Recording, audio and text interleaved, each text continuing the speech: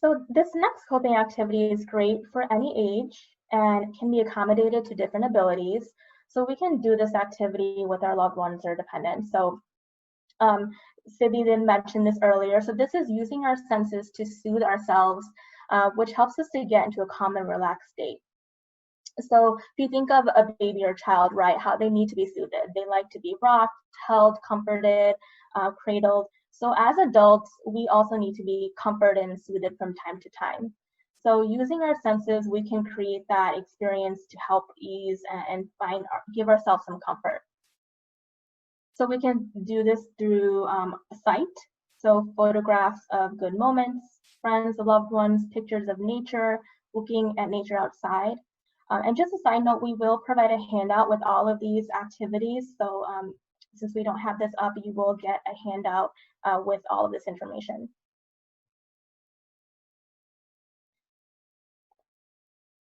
Also through our site, we can watch the waves on a video, watching a candle and the flame flicker. Through the sounds, we can listen to music with your eyes closed, listening to guided meditation, listening to nature outside. Through taste, drinking tea with your eyes closed, eating something sweet, eating your meals without distraction. Through our sense of smell, through body lotions, perfumes, or essential oils, scented candles, incense, fresh flowers. Smells really do help us to soothe ourselves. Through touch, hugging a soft pillow, holding something soft, holding like clay or something like a stress ball, or petting an animal if you have a pet.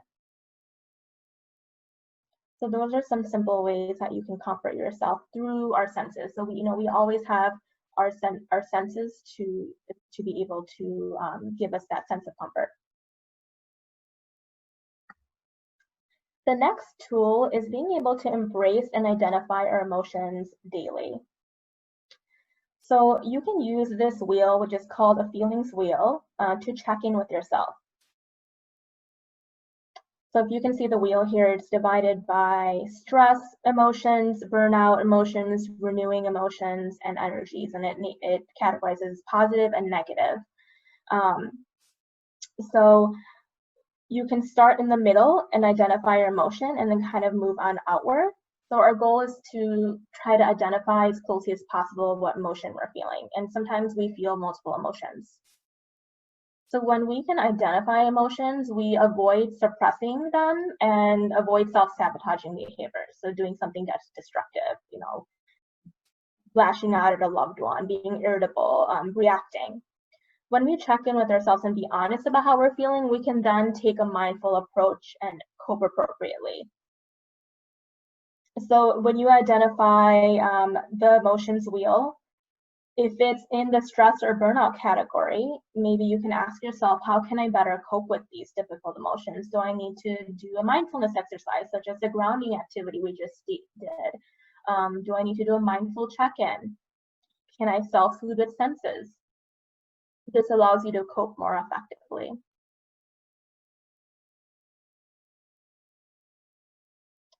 So affirmations can be very helpful in cultivating an optimistic mindset. So I personally love affirmations, because you can write them down, print them out, put them around, your office or your home environment. You can say them to yourself as mantras if you're doing like a short meditation. You can use them to repeat to your loved ones and your dependents, just as reminders as well. So some of these affirmations that might be helpful during this time is, this is temporary, this too shall pass. I'm doing my best in the face of a crisis. My best is enough for today. I'm grateful for all that I have, and we will get through this together. So I think just reading these out loud to yourself, it kind of just provide an uplifting, optimistic outlook.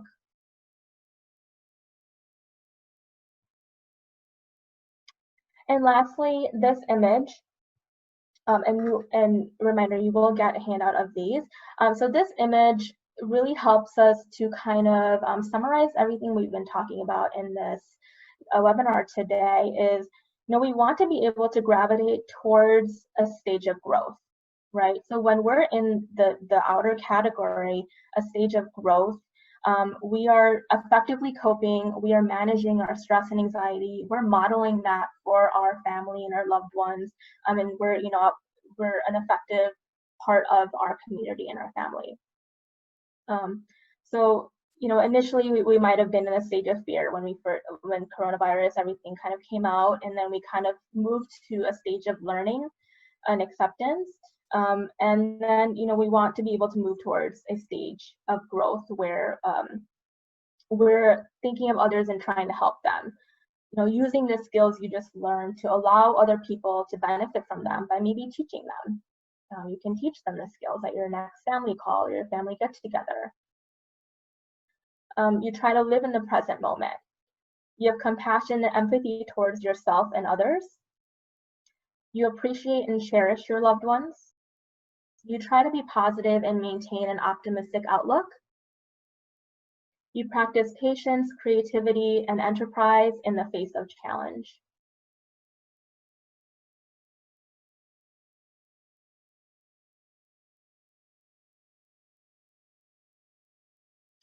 So to summarize our webinar today, we just want to highlight some key takeaways. As we talked about in the last portion of the webinar, practicing caregiver self-compassion and coping mindfully. So really doing these activities such as grounding, daily mindfulness check-in, and looking inward and helping you to really identify emotions that you're feeling on a day-to-day basis. So this is really practicing mindfulness and self-compassion, and when you can do this, you're going to be able to better manage your own stressors as we continue to go through this pandemic.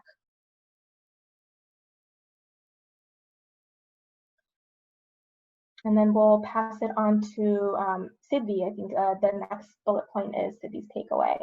Yes, thank you, Neha.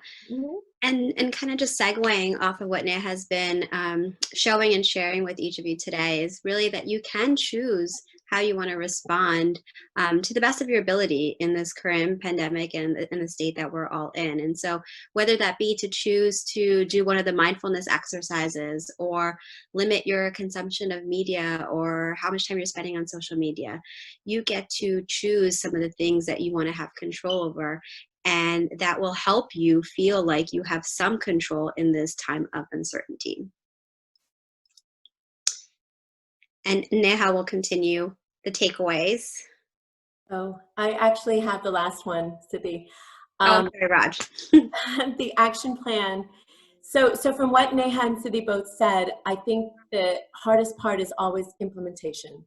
It's always the execution part of it. So once you've decided to do the grounding exercise, the mindful breathing, the mindful application of something, and then you choose your response from it, you need to somehow put it into some sort of action plan. And that's where you really need to consciously assess where it is that you want to get to and what time frame you want to get to it. Do baby steps, do it in a sense of realistic as well. Don't just say you want to do everything in a day. Plan it out and put the action plan there and move it forward at your own pace. No one's watching, no one's going to judge you for it. It's your action plan and how you want to move your implementation going forward. Thank you.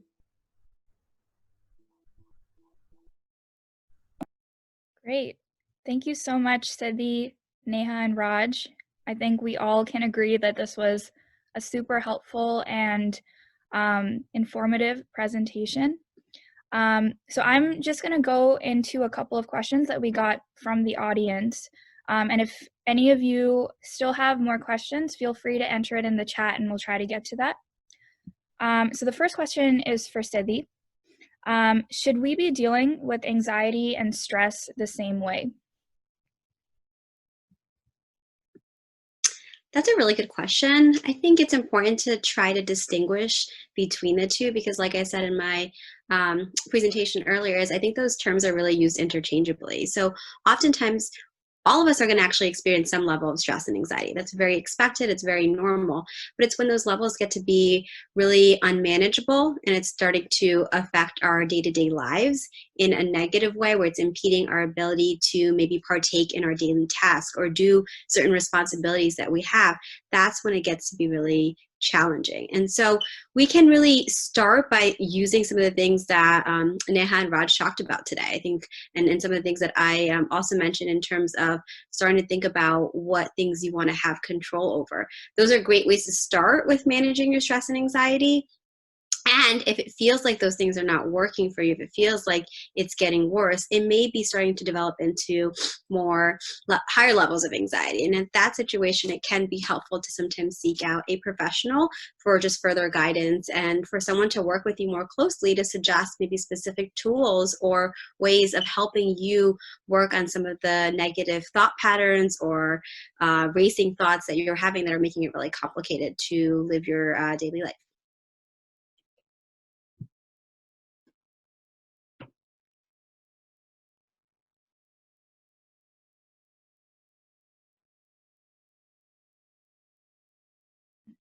Oh, I think I was muted.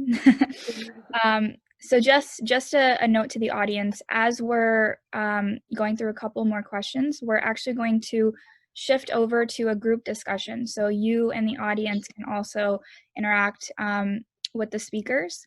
And I just wanted to highlight the graphic here on the slide. If you do want to, ask a question or talk directly to one of our speakers, feel free to raise your hand. So there's a function here if you click on participants and then raise hand, and we can actually unmute you to be able to talk with them. So we're just going to go through a few more questions before we break into the discussion. All right, so the next one is for Raj. And so you discussed an action plan. What happens when I'm not able to follow through with my action plan? That's a good question, given the uncertainty of what happens now during day-to-day. So I would say that you have to be kind to yourself and realistic when you're putting together your action plan. So if, let's say, you're packing a lot into your action plan during the day and you want to get so much done, and then all of a sudden a crisis happens, either at work, and obviously we're all working from home, or something with your child and they need your help, or your loved one, your spouse. So you have to always buffer, and it's just, I think, somewhat project management 101 as well. We always buffer, and you should have a routine that's agile. So in my corporate experience, you need agility as well as the buffer to always plan and then be kind to yourself to understand that things are going to change, things are going to come up. No need to, kind of be upset or take it in that. There's always another day. So take it day by day and move it from one to another and see how much you can get through by the end of the day. Because I would go back to what Neha said. You did the best that you can given the circumstances. So I think that's where I would always say to go back to that plan and move it forward from there.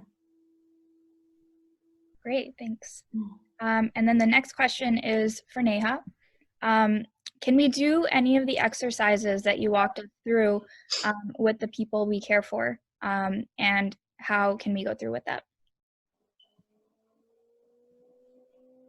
Oh, Neha, I think you're muted.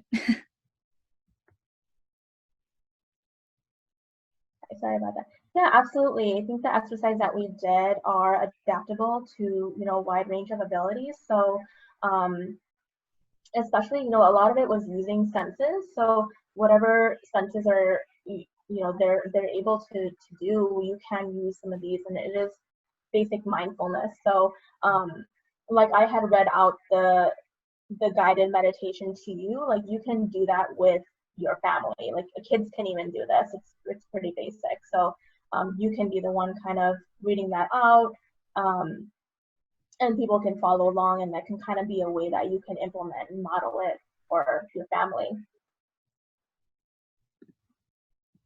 Yep, definitely. And it looks like we have a chat question here from Charu. Hopefully I'm saying that right.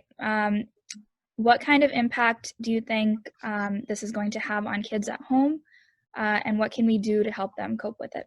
And I guess I can bring this to all three of you. Neha, if you want to start, and then Siddhi and Raj, you can go after how kids can cope with this. Yep.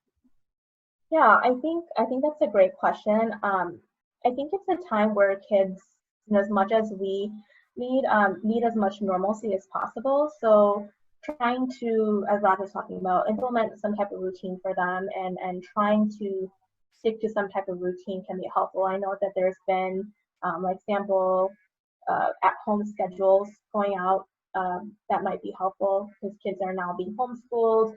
Their schedules are different. They're not seeing their friends, they're not going to school, seeing their teachers. So kind of creating that positive environment at home as much as possible, and then reminding them that we are staying home for the safety of their family and for others, and reminding them that it is a gift to be able to stay home and to be able to stay safe at home.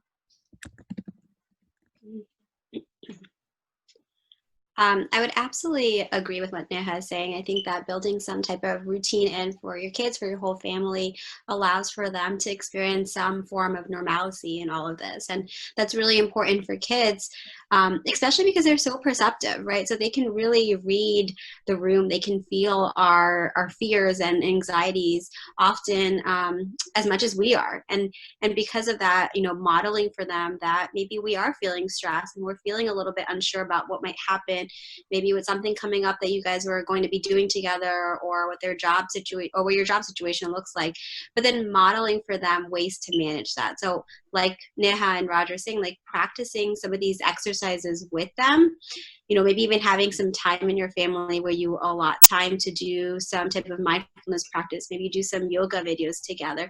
I think it really shows them healthier ways to manage some of this uncertainty firsthand.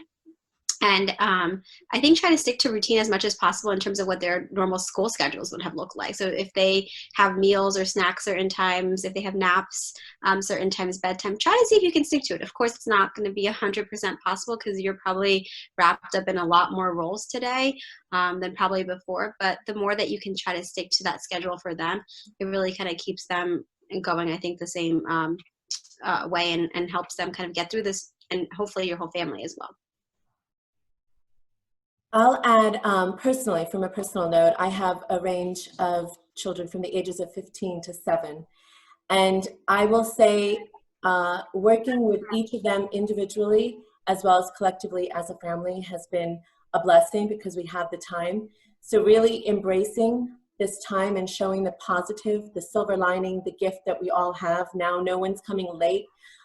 Commuting home, we can all actually sit at the dinner table together and really bring the positive energy that we can given this time, and also limiting the news. So it's not like we have the news constantly going, and even some days may not even listen to the news because they can perceive it in different ways, or our reactions in a different way. So I think being very honest with your children to a certain extent, depending on their ages and depending on how they perceive things.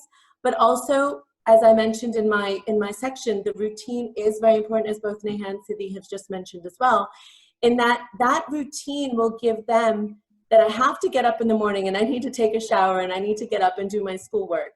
And then we're going to have lunch together, and then we can go play outside and have recess. My kids have recess because they have it during school, and we have a backyard. We're fortunate enough to have somewhat of some room so they can run around in, obviously social distancing as well.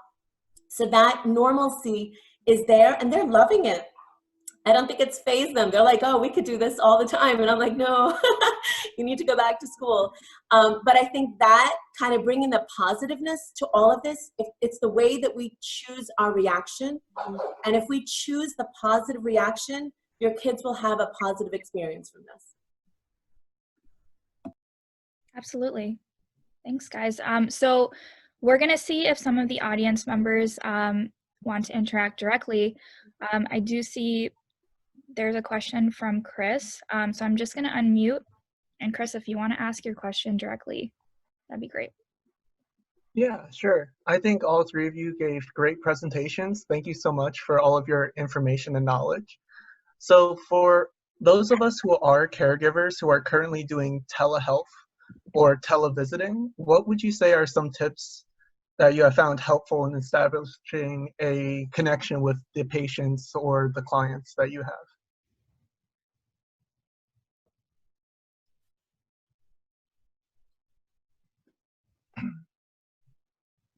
We can Hello? maybe start with Neha, if you want to start with that. Sure. So I think definitely kind of acknowledging the differences with them, and kind of exploring how they're feeling about it. I personally am a therapist and I am doing telehealth sessions with all my clients. And I think kind of keeping it lighthearted in the beginning and kind of really checking in with them and asking, how are you feeling about this? Are you feeling disconnected of any sort? How can we make this more comfortable for you? And kind of really kind of putting that out there can help bring some topic and conversation in terms of how we can support them in through this change, because it allows us to be also more human. That it's also different for us, and it's also a new platform and avenue of providing service. So kind of you get that human connection, and it does bring about a more connection, because it can be difficult to kind of connect through a screen. So putting that out there, I found that to be helpful. Great. And Siddhi, I'm not sure if you have anything to kind of add to that.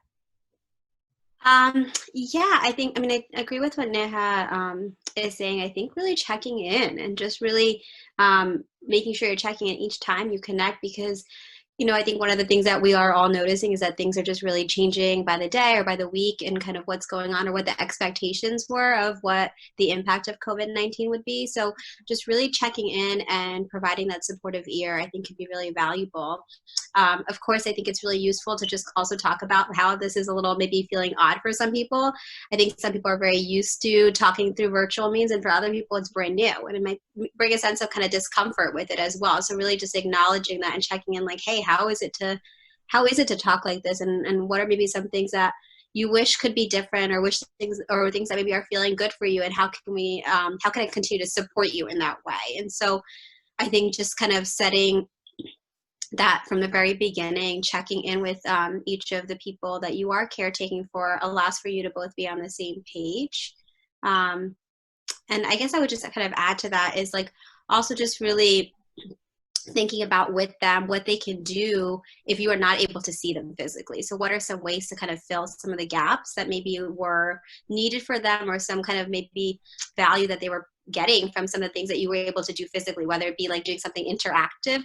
I will say there's lots of really good virtual ways to even play games with each other. I just played Pictionary with a client the other day. And so I think that maybe you can be creative with how you engage with them, so you kind of bring a little bit of normalcy back into such a unprecedented, unusual situation.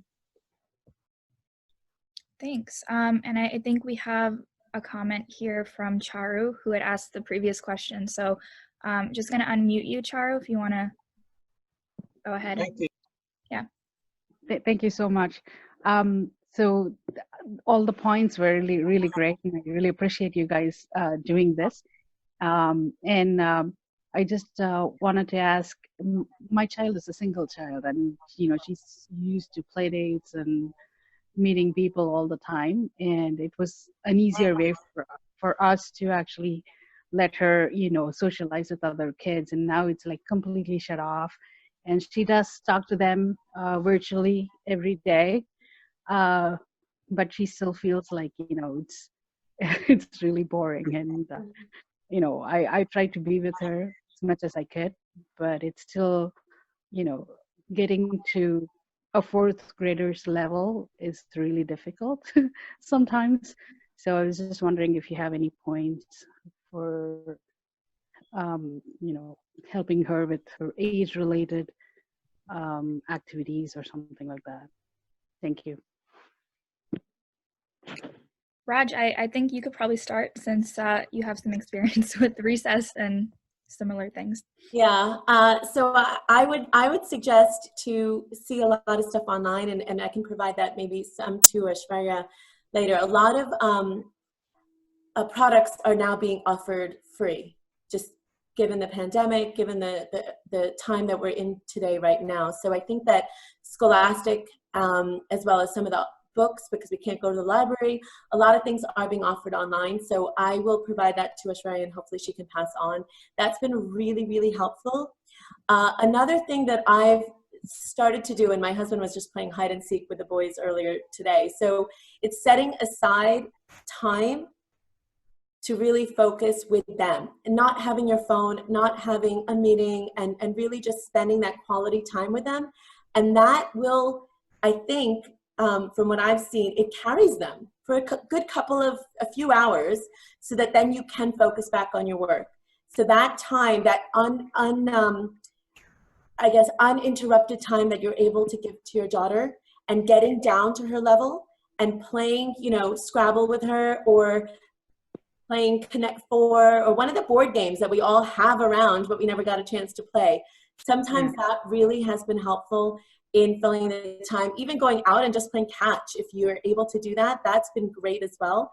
And then just coming back in and saying, okay, recess is over, or now, you know, can you focus on reading, and giving them an, you know, an application or even a book, which goes back a little bit, but finding one of those books and giving that to them and practice with them reading, so that they can get in some of their schedule as well of reading. Oh, she's an avid reader, and I think it's mostly me that has the problem. I think I need to get out. She's always motivated to do things, but it's just, I think it's indirect. I mean, I'm asking questions for her, but I think it's indirectly for me to actually cope with this more than her. I say find your inner child and go back to that. You'll love it. I've been having a blast. Oh, thank you so much. I will. This has been like really helpful for me, because I've been down since yesterday, just not being able to bring myself to do things. So so I'm glad that I'm attending this virtual meeting, and it's really helpful. Thank you so much for doing this, and thank you all of you for doing that. Appreciate that. Good luck. Is there anyone else that maybe wants to ask one of our speakers anything directly? If you want to raise your hands or send a chat on the bottom, I can definitely unmute you. In the meantime, I can just go into, you know, one more question, I think, for maybe as we're coming into our last few minutes, we'll have just a few more questions left. So I have one that is for everyone. And it's hard for me not to, this is from one of the speakers or the audience members. It's hard for me not to get anxious when thinking about how long the current situation will last. What tips do you use for yourself to get through that mindset? And we can maybe start with Siddhi. Sure. I mean, I am, whoever shared that, I'm glad you shared that thought, because I guess I'll speak, I think, for probably a lot of people that probably resonates very strongly based on what is currently going on. So, you know, how to kind of, I think first I would say, let's take a step back. It's really important to just allow yourself to acknowledge that whatever you're feeling, whatever increase in maybe anxiety or other things that you are experiencing is valid, and it's absolutely understandable that you're experiencing that. I think when you take that pressure off of yourself to be able to handle everything super well and kind of just be able to bounce back from this, it allows you to really be more realistic, and it really gives you some relief to then be able to sit with some of those difficult feelings instead of just trying to push them away. And I think that really trying to take it day by day, recognizing that this is something that in many ways can connect us to other people, because everyone all over the world is experiencing this just in different ways and different capacities, and just really recognizing for yourself that this isn't something that has an end date. There isn't really that you know, opportunity to say by a certain time it's going to be over, and that uncertainty is really what's probably causing you to feel a lot of the things that you are. But it's something that a lot of people are experiencing all over. Try to reset each day and take it day by day. I think a lot of the things that we've talked about from all three of us today can be probably useful to probably help you when those thoughts are coming in.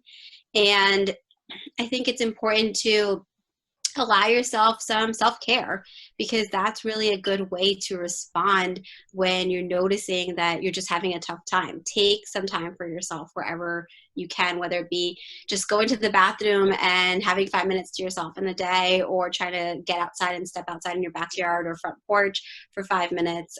But give yourself some self-care. I think the most useful thing is planning in things that we talked about that. I know Roger was talking about the action plan, but really planning in times that you're going to take for yourself. Because I will say personally for myself, I could have a really difficult or challenging and busy Monday to Friday, but if I have something enjoyable planned for my Saturday, I very much look forward to it. And it's something that my mind comes back to when it's starting to get into a negative space. And so just having something on your calendar that you've set in advance can be really useful as well. Neha, if you want to go next. Yeah, and to add to that, I think what Sydney mentioned is just taking a lot of like mindful breaks and not being afraid to feel some of these feelings, because you know, as humans, we're going to be experiencing a range of emotion, and it's absolutely valid to be experiencing some sort of anxiety, stress, and uncertainty at this time. So really kind of like validating that for yourself, and taking a moment to just sit with it and feel it, right? Like if you can hold that space for yourself, I think it comes from a place of just kind of owning it and allowing it to be, versus having to maybe like do something to get rid of it, or suppressing it. So I think just getting very comfortable with feeling difficult emotions kind of allows that more of that experience to be your own. Great. And Raj, if you want to finish. So I will second, obviously, both what Sydney and Neha said. The day-to-day is really the key. Take it day by day. Mm-hmm. And the self-care. The one thing that I would add is, if you're passionate about something, now's the time to do it. So if you're passionate about cooking, for example, I'm just going to use that as an example. If you're passionate about cooking, you normally don't have a lot of time to do it. Now you can try all those recipes that you've been wanting to try because you have that time. And when you do something that you're passionate about, you really will feel the energy, the positive energy come out. And that day, it's like it flies by. You don't even know where the day goes because you're doing something that you really enjoy doing. So that self-care aspect within your day is so, so essential. And that's why it goes back to that polling question. Find those enjoyable activities that you like to do. Reassess your own internal strengths and really take it and move it forward, because now's the time to do it. And you can learn even a new hobby. If you've always thought about doing calligraphy, now it's open. They have an open tutorial. You can go do calligraphy now, and you can spend that time now to do it. And if you find that passion, I think that will get you through this uncertain time. Absolutely. Thanks so much, guys. So it looks, I don't think there are any more really overarching questions, or I don't see any hands up. So, but I just want to let everyone know that, you know, if you think of anything, or if you still want to reach out to some of these speakers, we'll definitely provide some of this information. In keeping with the theme of dealing with uncertainty, our team definitely dealt with this new experience of, you know, hosting a virtual event. For those of you that were present at the beginning of the seminar, we did deal with some technical difficulties, and just wanted to thank the audience members for being respectful and really patient with us as we address the problem. So thank you for that. And thank you so much for registering and participating in today's event.